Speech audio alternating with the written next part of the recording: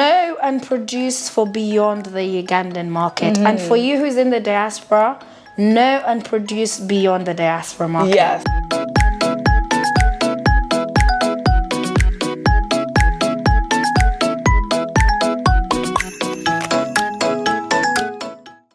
Welcome back to my channel where we're all about leveling up, elevating, and living our absolute best lives. And part of that is creating the life you want to live personally, whether that's you based abroad, having a business in both places, or you based here, having a business in both places. And I figured what better person than to bring Rachel of Veryldesigns.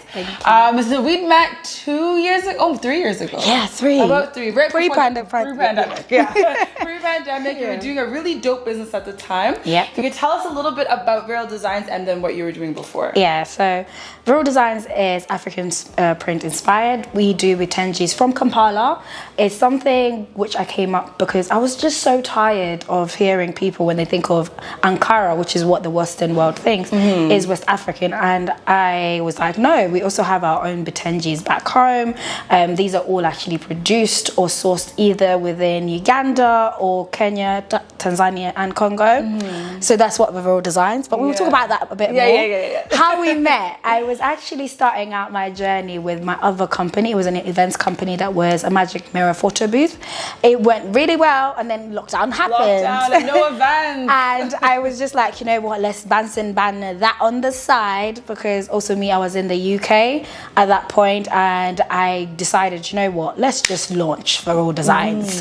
And yeah, so Veryldesigns is actually going to be 2 years. Literally a pandemic baby. Yeah, pandemic baby.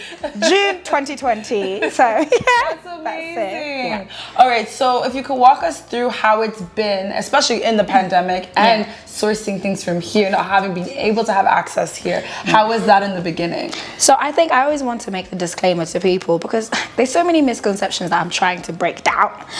I was never a fashion designer. I did not go. Yeah, I did not go to fashion school. I was an accountant, actually, professionally. You're like me, like a nerdy professional background, Exactly. finance and economics, and something completely different. So I was doing my accounting, and then 2017, because I was in Canary Wharf doing that big boy life, and then I fell sick in 2017, only to find out that I had reproductive health issues. So between 2017 to 2018, I went through so many operations, and there's a point where the doctors were like, we need to get you into pain management therapy, which, if people don't know, is basically finding alternatives to managing your pain, because the issue I deal with is actually very big in Black African women. And a lot of people don't know about it. Endometriosis, fibromyalgia, PCOS, so all of that. So I had to stop work. Legally, even in the UK, they were like, you're so sick, you cannot actually physically work. Yeah, because you're constantly there. I want to thank my work, because my work is so understanding. My bosses were so understanding. They held on to my place for 2 years until they were like, Rach, you've been through 7 operations. We cannot physically keep holding anymore. We're just going to give you an enhanced redundancy. Okay. So in that time, obviously, I started pain therapy. And in my pain therapy, they were like, you need to find something to help you get off the stress of the pain. Like fool your mind into thinking you're not in pain. And one of those things I remember is, guys, I've always liked to stand out in that room. I'm sorry. I don't, even if it's Primark or ASOS, I don't want to look like everyone. So exactly. I want you to look at me and know, like, oh, where did you get that? So yeah, guys, I'm like that. So I grew up in Uganda here for 19 years. I actually went to school here. I went to Shimoni, then I went to Aga Khan. That's how I know some of your relatives. And my mom used to sew. We used to have a singer machine, and I was always crafty. So when they taught me pain therapy, I was like, actually, I could maybe sew at home. Now, in this period, this is like 2 years since I had been ill. Okay. I'd been at home. I'd had so many operations. I was going through depression, honestly, as well. And my little sister then, she also was in finance, but she's in risk management. She's like, Rach, because she saw me watch on YouTube, and she's like, no. You've been indoors so much. I'm going to pay for your course to go and learn how to sew, like proper sew. And to even make it further, she paid. The lady who trained me is, I don't know if you guys have seen her, and Lenuko Bespoke, that's her brand. Okay. She's one of the best in the UK. She makes the best bridal, But my sister's like, I'm gonna pay for you because she's doing a crash beginner course. Okay. So me, I went for therapy. I didn't go for because they were. Something. I think it was like a small intimate one where we were 10 people, and I think at that point she was charging £500 for 6 weekends. Okay. And from day one, she's like, guys, you're gonna have to buy a machine. You're gonna make sure that you need to practice every time. It was 3 hours every weekend. Oh wow, okay. That we will see her. She gives us like homework. So I remember like very excited. I'm like, I'm getting out, and my sister was like, I'll even buy you the machine. It was £50, £50 machine that I started. It had been like close to 2 to 3 years. I've not been working.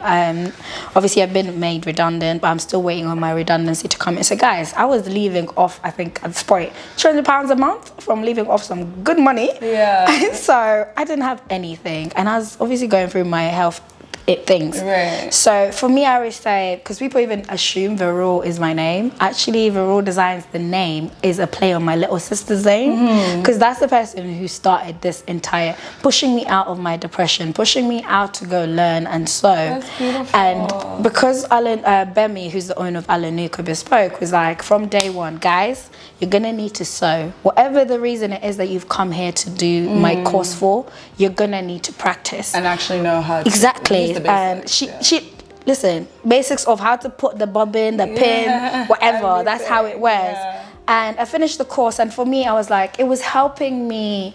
Pain therapy, because guys, I go through so much pain every day. Having fibromyalgia and endo and all, it's pain every single day. So you need to find ways. Meds don't work anymore, and I always say I'm privileged that I live in a country where even with medical advancements, they still don't know how to manage this, and it's affecting a lot of black women, because you think it's a period pain, a bad period, because that's how it started in 2017, but it's actually not.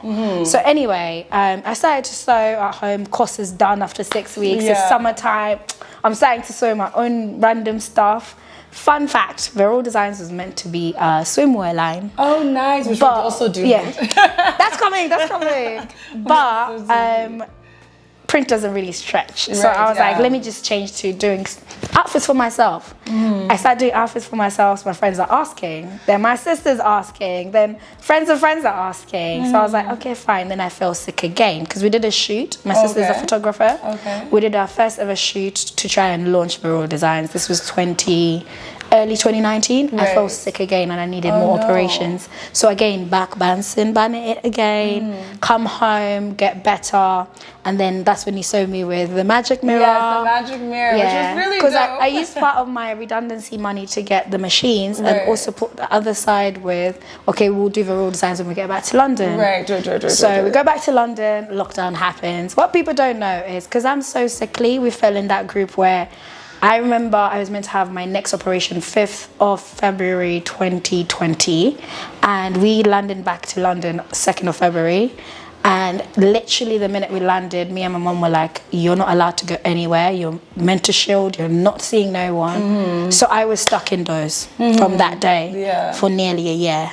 So when I was stuck, I remember guys, I didn't have money.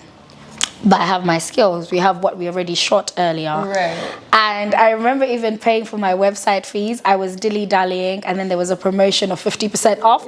I bought my domain then, launched it.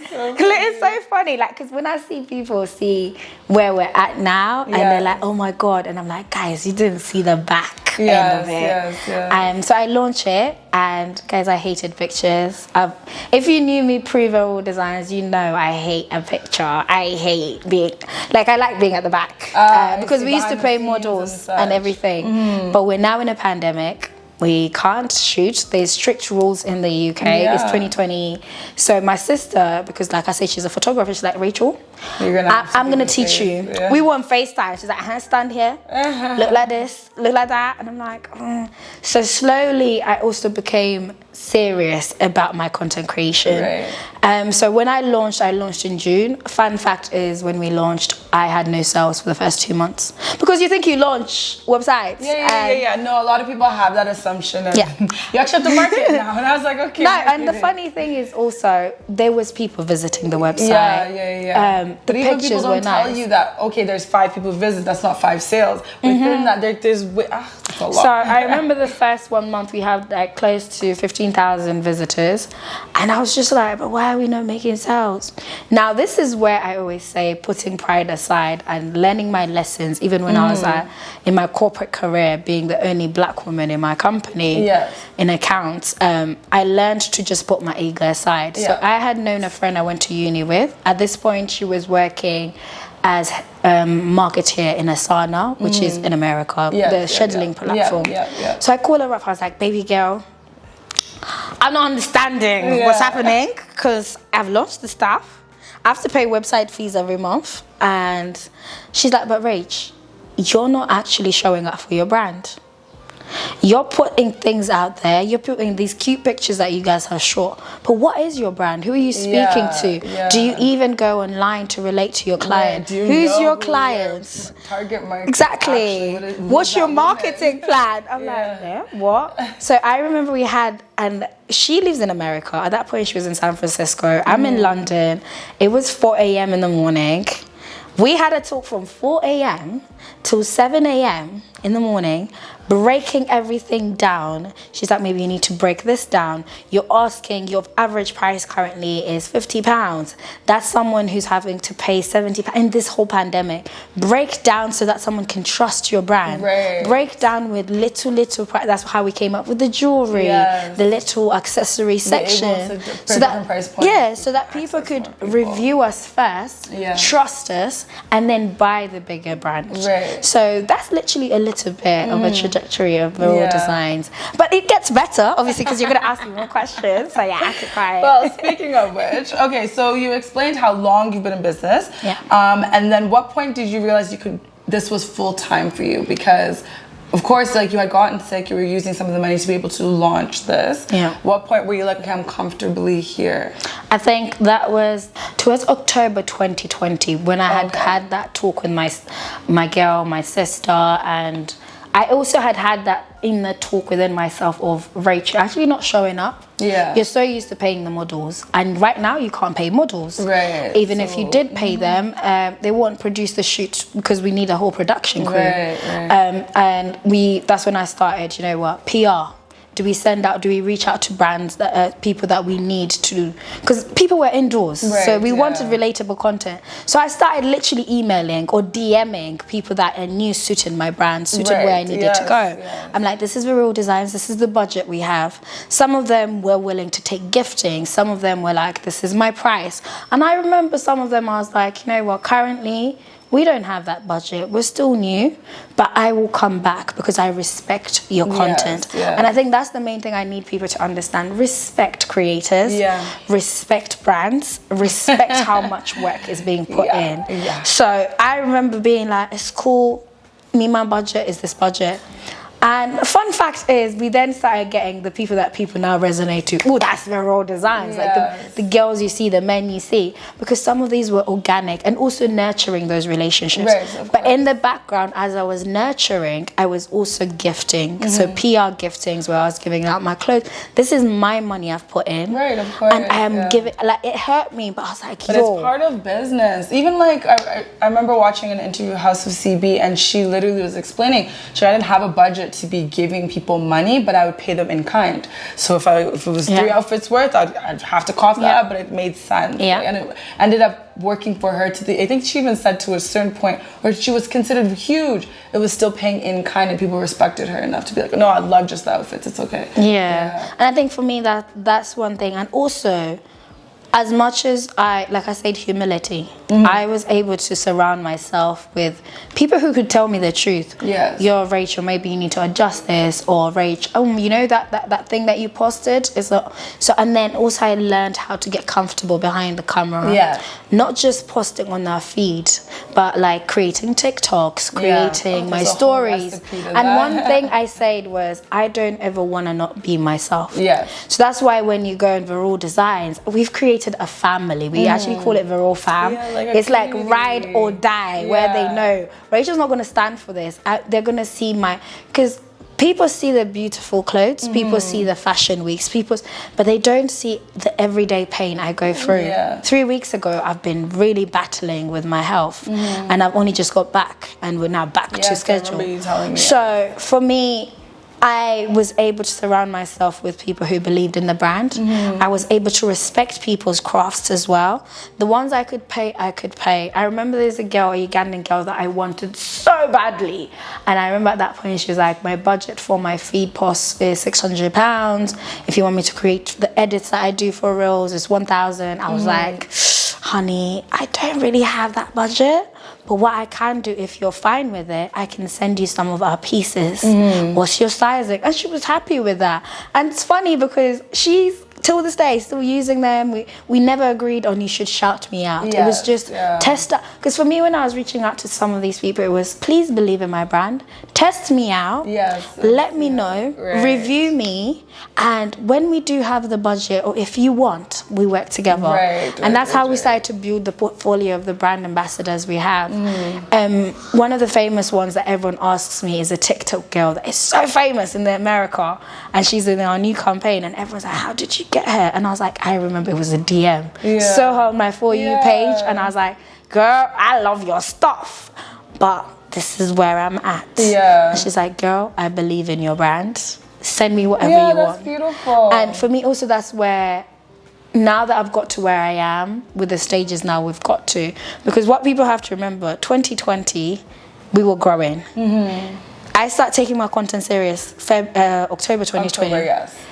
November 2020, John Lewis approaches me through a DM. Yes, I'm going to ask you that later about that. Like, from that is, so it's like, the groundwork that was in between that, the losses I was taking, the beatings I was taking from my own family of, it's Kitenji, no one's going to buy it at those prices. But for me, I think I knew that I didn't want to be in bed, like my doctors were saying, because all they know is we're trying to just make life comfortable for you. There's no known cure right now. It's just medicines of which my body has got so used. Like, guys, I've even tried holistic therapy. And for me, I decided I'm not going to let this defeat me. What I'm going to do is try and share my country, my craft. All the pieces you see, I try them out first. If I don't like it, it doesn't go. And I'm always amazed at how everyone is just like, we love them. They sell out, and I'm like, oh, now we need to think of the next one. I know, it's a constant. Okay, so I feel like a lot of my audience, of course, they resonate with people who have lived abroad or have had some type of something abroad, but they're African or considering living on the continent, never lived here before. How is it running a business that you manufacture here, but you also manufacture in London, but you're also here for 2 months, and you're also there? Like, how has that been? Honestly, guys, let me say it the way people say it. If you want the glamour, don't do business. It's not. It's like 10% or content glamour, creation. 90% just gotta. If you want the clout, don't do business. Because half of it is literally pushing yourself. And like I said, okay, so the ones who are in business now, but the ones who are in business, like living between two worlds. Honestly, know that it's gonna take a lot. Honestly, decide on where do you want to focus. What are your goals? What's your vision?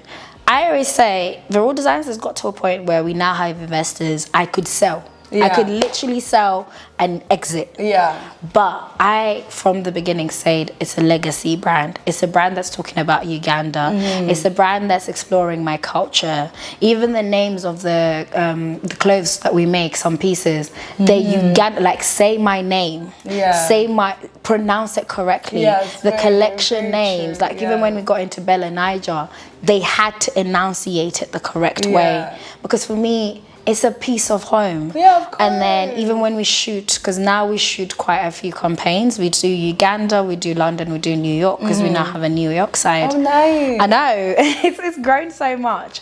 And I always emphasize, if we're doing Uganda, it's all predominantly Ugandan models, Ugandan brands. We collaborate. Like power and collaboration. We have issues in this country. Exactly. About that, For me, where I've gotten to, there's a lot of gatekeeping. And I don't want to be the only Ugandan in fashion. It doesn't even benefit There's that way. so much better people out here. And for me, every time I come home, I'm either learning or trying to collaborate. Or like I always tell people point blank, like our recent shoot we came to do in January, I reached out to a few brands. Obviously some were busy, some obviously didn't understand the idea of collaboration, and I was like, I don't mind paying people, but a collaboration goes a long way. But collaboration with a business and a business, that's different. Because your brands are there, and for me, I believe in it because that's what other brands do. Yeah. If Vogue comes to you and says, "Cool, we're gonna work with you," and you say you need them to pay you, your name is not gonna be appearing in that Vogue edit. A lot of businesses, especially in Uganda, which I'm seeing a change, thank God, especially post-pandemic, was that we see it as what's in it for us versus the long term. Exactly. We have me too. I have issues too. So no, we're learning. We're learning. But for someone who's out there in the diaspora thinking about how do I manage, you can manage it. For me, I think it was right time, right place. Because I remember I started off pandemic, first and foremost, post Uganda, because I'm exporting from Uganda. Right. You don't have the seller beds. They can't do. The only options you have is FedEx, DHL, and Posta. I remember we tried with Posta. It was delayed by 3 weeks. I supply. Which messes we can't do that. So then we switched to DHL. Now, when we switched to DHL, it was pricey. But the good thing is DHL, because I remember we shipped in a consignment of 80 kilos, and one of the business sales side called and they were like, "Hi, would you mind us asking what was that consignment for?" Right, they want to get and then they were like, "Oh, you're actually a small business. Are you registered? Do you do this?" Da, da, da, da. They literally were like, there's a small section for small businesses that makes it cheaper, that makes it favorable. So that's how I started to export easily. Guys, 2 days, I have my stuff in London. Yeah, that's amazing. If I'm shipping, because we always offer free shipping for anyone who spends above £100, like all over the world. That is able to happen through DHL, whereby in London it's same day delivery. Right. Within Europe, America, Canada, it's next day delivery. That's amazing. Within Africa or the other side of the world, like Australia, is 3 days maximum. So for my business, that's very important. Yeah, very. Fast shipping, making sure that we provide you quality, making sure that we're engaging with you. Yes. So for that person who's out there, guys, there's processes in place. I also want to say, if you're a business out there and you need some help, DM me, Veryldesigns DM. We really have conversations in there. They're like, we're personable. But I would also want to encourage people to research. If you're a business owner, pay to educate yourself. Yes. Pay to get into certain rooms. Expose yourself. Your website and your Instagram shouldn't be the only places. Yes, of course. It has to Please interact with other businesses within your niche, or look at people, what they're doing. Don't be afraid to send that DM. The worst case someone will tell you is pay my consultancy fee and I help you out. And please don't feel any type of way when a business tells you that, because they've had to learn. You've had to pay for equipment.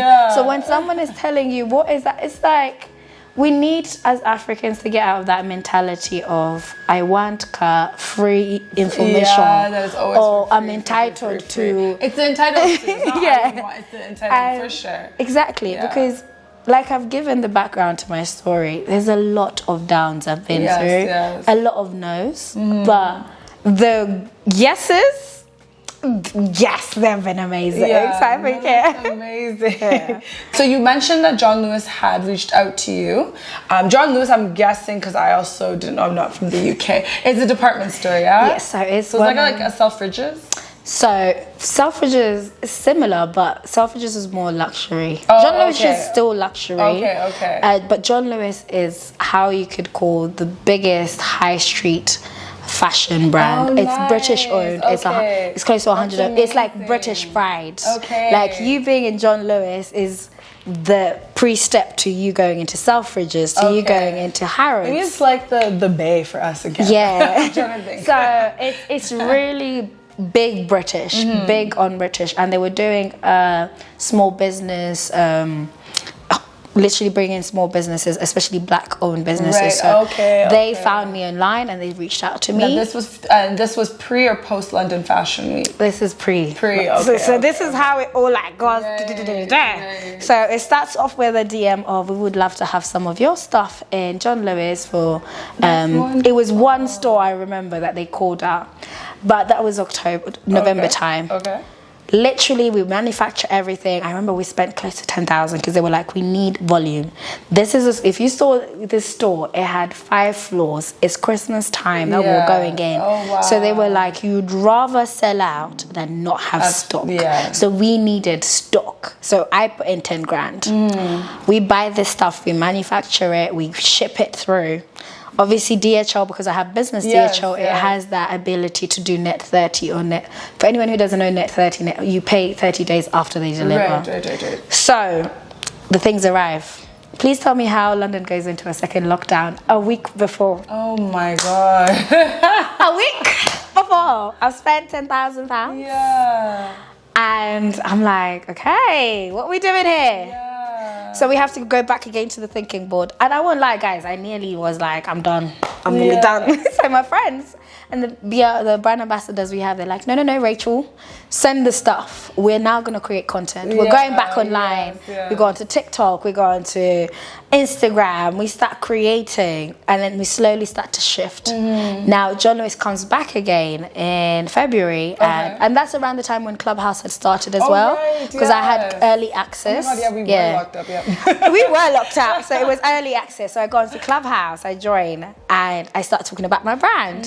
I meet investors on Clubhouse. I form a Ugandan, like it now starts to build up. And I'm then being asked, like, orders are now coming in, but it's still not yet covering what we had for John Lewis. So February, it gets relaxed. John Lewis calls. Remember, we're meant to be going in one store? We're now going into 3 stores. But I now also have a small period of time again to manufacture a new collection because November time we were going into John Lewis, we produced winter collection. But now we're going to summer. So we have to now resync in new money. Now we get into John Lewis. John Lewis was amazing. It was the best opportunity that my brand has ever had. And because obviously on Clubhouse, people were like pushing. John Lewis themselves were pushing that. They were having billboards. Like it was amazing to see like my work on billboards, my work, and like you can see it on. All that is still on our website. Ugandan designer. Do you get what I mean? So we are pre John Lewis, and this is around June, and I get a DM. I kid you not, London Fashion Week. Hi Rachel, we've seen your brand. We saw you in John Lewis. Would you like to come and showcase and open the second segment? I was like, wait. So I remember. I was like, sorry, what? They were like, do you have a number we can call? Do you ever have messages where you think it's spam? Exactly. Kind of like, because it did not come from Fashion Week, it came from their agent. So I was like, I put my number in. The person calls immediately and they were like, okay, Rach, it's 30 hours. We need you to get at least a few, maybe like 5 pieces, 5 of your best pieces. I'm like, shut up. I put the phone down. He calls back. He's like, Rachel, so we just need to know, can you do it? Can you do it? Can you do it? I'm like, can you give me 2 minutes? I called my friend, my best friend. I was like, guys, London Fashion Week, like 30 hours. I don't know if I can do it. And my friend was like, say yes. Say yes, we're going to prepare. Moving to Africa, specifically Uganda, was really daunting with little to no information online about where to live, how to start a business, what to eat, where to hang out, all of that amazing stuff. So I figured I'd start a website where you can book a consultation with me and ask me whatever you like, and then also updates based on the diaspora community that we're growing here on YouTube. So definitely go and check out the website and join the community. So I'm like, yes. And we're like, okay, cool. You need to be here at this time. Guys, I'm in. You don't even understand. My mind was just, okay. So they were like, you need to get there for 8. I remember I was ironing clothes while I'm just like in a daze. I'm just like, so this is Fashion Week. Okay, so.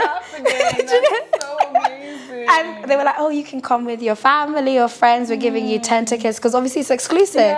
So I'm even sat there like, who are the 10 I'm calling? Guys,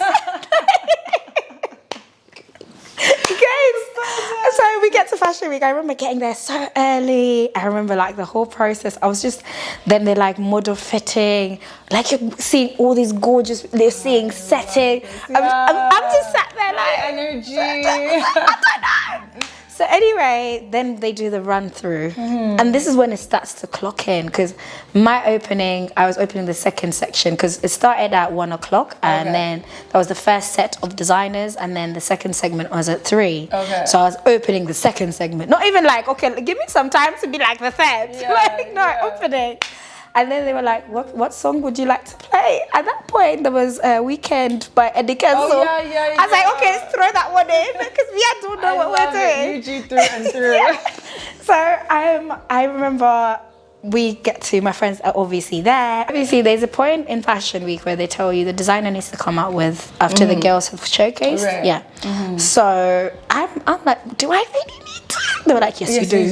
I was like, yes, you do. So there's actually a clip everywhere online, on our website, on our socials, where you see me walk out, but I walk halfway and I'm confused. Because I'm like, I want to go back because I'm shy. But everyone on the in the room is like literally clapping. They're like, no, keep coming. And it's like the most surreal moment of my life, because from that day, obviously after the show, you have interviews. There's so much build-up. So much is happening on the day. There's amazing. The after parties. That's when obviously New York Fashion Week reaches out. That's when we do second. I love it. Grew like June 2020 from when we did John Lewis. First London Fashion Week, then second Fashion Week, then New York, then having to work with Vogue. I'm still leaving in like a daze. I love this though, and I love this, especially that you're so proudly Ugandan. Listen, and you carry it through. Eddie Kenzo music, like I love this. Honestly, through and through. And I remember even like the New York Fashion Week, because New York wasn't open to UK. They had a strict policy where that you would have to travel and be somewhere, one of the countries, for 14 days before you went into New York. And I remember I tried to attend in person New York Fashion Week, but I got sick the day before my flight. I was like, no, it's okay. And someone who's like traveling during a pandemic also isn't the best. I was like, it's fine. But the good thing is we had a New York distributor who came on board because of Fashion Week as well. Anyways, So they attended, and honestly speaking, seeing the New York, I thought London Fashion Week was good. Seeing the New York Fashion Week footage and what came out of that, being in magazines, being compared to like Michael Kors or like, or you're next to the Pradas and all, like you're in magazines where they're like, and they're saying your name, they're saying your heritage, they're saying the backstory, and I'm like, guys, pronouncing your name. You get what I mean? And even till this day, because I now obviously do talk shows or even like some of the things that are coming up. Like recently we dressed one of the biggest Prime Star ladies for the UK. It's these little things that for me I go back to, and I always pray. I'm a very, very, because of what I've gone through, I'm quite spiritual. And I always tell God, like, thank you for the platforms you've given me, but please help me stay as humble and true to my cause. Help me help that other person, because guys, it shouldn't be me alone on those stages. And it's not even, if it is always you for so long by yourself, you also have to question that in itself.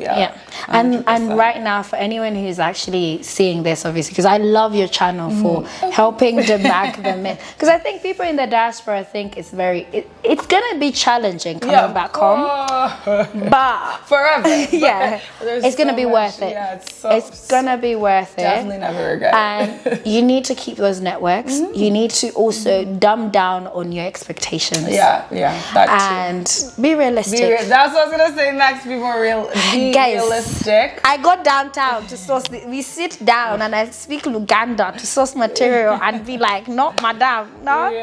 And I always endeavor to also take people on that journey. That's why I say my platform is more of a community, because that's how we were able to work with TikTok, we were able to work with Shopify, all of this has just been organic. Yes, me which is beautiful. producing content that resonates to what is Rachel, what is Rachel going through, but where does Rachel come from? And I think you do such a good job with, like you're saying, community. Community is so big, and that's one thing I'm so, especially for my channel, I always say, I'm like, it's above me too. It's what do they need, what do they want, and you're so good at pinpointing that, especially even just people interacting with you about jewelry. We were doing that the other day. Was it Sunday? I think it was yesterday. And literally just talking about your jewelry pieces and stuff, and just hearing feedback. You take the feedback, like you're very community oriented, which is like no, but that's how I've been able to grow. Honestly, guys, I keep saying I don't ever want to get to a place where I feel so big that I can't even listen to the person who every single cent, whether you buy the 80k jewelry or you buy the 2,000 pound pieces, I give you my time. Yes. If it's not giving you my time on the website or through the different channels that we have, I give you my time by even being available on stories, interacting on it. Because so I respect how much that money means to you. I respect what you've had to do.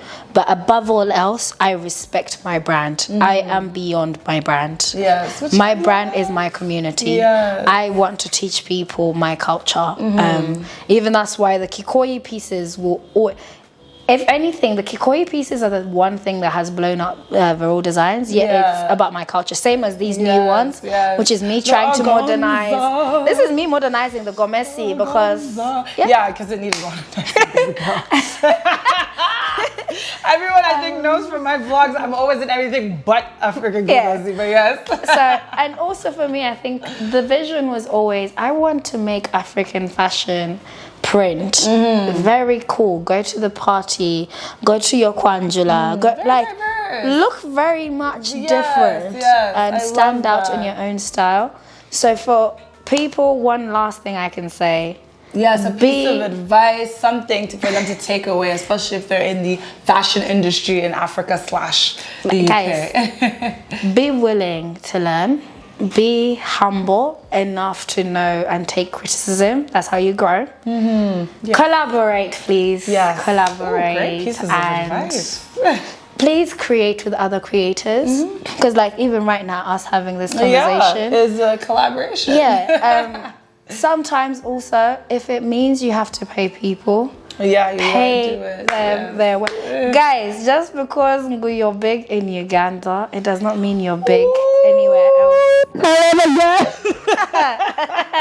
we also need a little humbling, get off our high horses. Just because you're big in Uganda, you're not big everywhere else. Know and produce for beyond the Ugandan market. And for you who's in the diaspora, know and produce beyond the diaspora market. Africa wants your products. Same thing as Ugandans, your products are wanted. But please, you're not that big. Humble yourself. Because even the big rooms, even the investors want to be able to connect with your brand. Investors want two things. Your money, their money that they're putting in.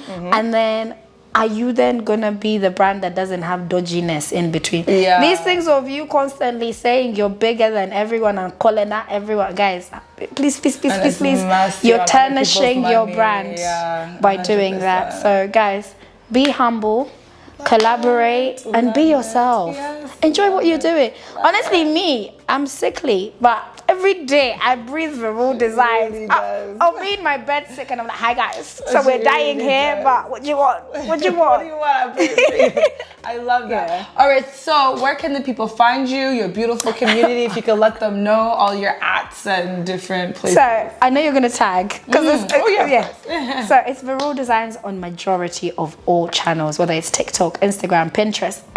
We're everywhere. We're actually saturated everywhere. Websites, because we have a US distributor as well, because we believe in there's no point if you're coming from the Americas or Canada to be paying all of that international shipping and longness. So that's why we have now a US distributor. So there's Veryldesigns USA. It also has its Instagram and website. Same stuff that we do. Well, they're literally, we're family. Yes. And for me, I'm constantly now, our next stages are to expand even in Uganda. We don't do physical shops, guys. We don't do that. We're a luxury brand. We do pop-ups once in a while. I think in America they're going to do a pop-up soon. But aside of that, we want to provide you with ease and convenience. So I love that. Our websites, our Instagrams. And for business owners, guys, don't work hard, work smart. If you want some, I don't believe in gatekeeping. Yes. I'm trying to help any fashion brand to get to where I am. Love it. So reach out, but again, caveat, reach out with purpose. Yeah, not just. Reach out with intent. Please don't be DMing me with a hi. My community is How are usually you? good, you know? They're usually good with the questions. I know, hi, how are you? And I'm like, let's get to the point. But yeah, I'm here. What you see is what you get. I will always tell you, if I don't respond personally, it's either I'm unwell and we have a marketing team that will still respond. And also, most of the times, these questions are already on our socials. So go through our highlights, go through our... You will find a lot of information. I love it. Thank you so much for coming on my channel. You guys can see obviously the beautiful designs. Please check out her platforms as she's mentioned, and I'll leave everything in the description box below. But as always, please do remember to subscribe, hit the bell notification button. Any questions, anything you need, write it down below and we'll have our usual conversations. Other than that, thank you guys so much for watching, and I'll check you in my next video. Bye guys.